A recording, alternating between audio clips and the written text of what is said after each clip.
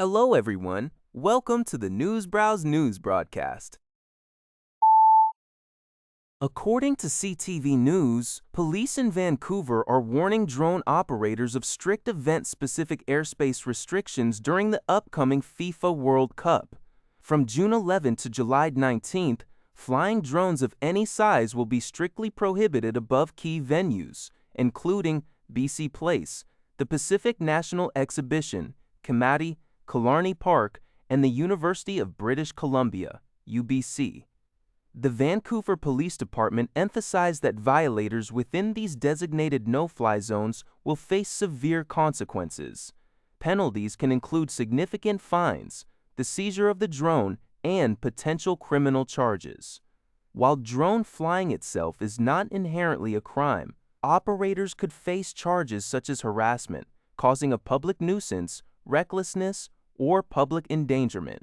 Under Transport Canada regulations, individuals violating these airspace restrictions can face fines ranging from $1,000 to $5,000, while corporations can be fined between $5,000 to $25,000. Multiple infractions could result in cumulative penalties.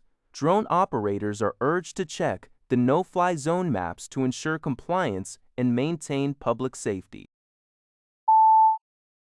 According to a report by the Canadian Press, Conservative leader Pierre Poilievre is set to deliver a speech in Calgary on Monday, arguing that different federal government policies, rather than separating from Canada, are what Alberta truly needs to ease its concerns.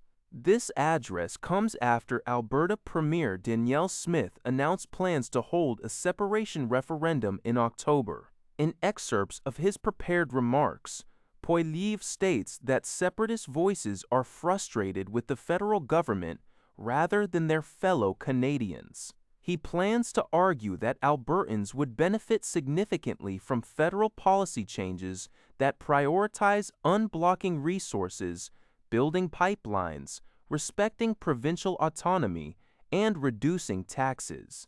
Poilievre urges Alberta to collaborate with other provinces, such as locking arms with Quebec, to regain control over immigration, to successfully advocate for shared interests. Meanwhile, Prime Minister Mark Carney has dismissed the proposed referendum as a dangerous bluff. Carney plans to campaign for national unity, pointing to cooperative federalism, such as a recent pipeline development agreement reached with Premier Smith.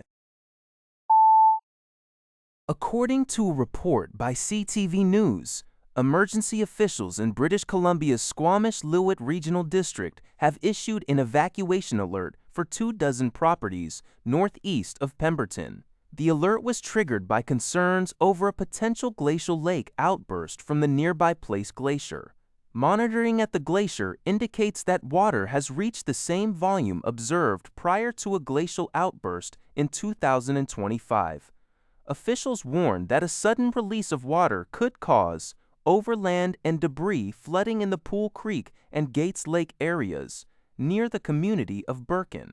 Residents in the affected areas are urged to prepare for a potential evacuation on short notice due to rapidly changing conditions. Authorities have advised against visiting backcountry locations, stream banks, and water channels, where increased water flow, erosion, and instability present significant risks. To assist residents, a 24/7 sandbagging station has been established at Gates Community Park, and locals are encouraged to report any signs of active flooding. According to a report by City News Everywhere, a devastating multi-vehicle collision in Kawartha Lakes, Ontario, has left 3 people dead and 2 others injured. The tragic incident occurred early Saturday evening at the intersection of Highway 7 and New Heights Road in the town of Omini, involving a passenger car and 4 motorcycles. Ontario Provincial Police reported that an 18-year-old from Peterborough, who was driving the passenger vehicle, was pronounced dead at the scene. The crash also claimed the lives of 2 motorcyclists, a 72-year-old man from Dunchurch and a 65-year-old man from Barrie.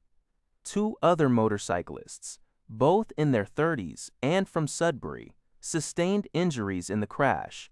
One of them was treated and released at the scene, while the other was rushed to a Toronto area trauma center for emergency medical treatment. Authorities have launched an investigation into the circumstances surrounding the collision, and police say the investigation remains ongoing. That's all for this video. Thank you for watching. See you in the next video.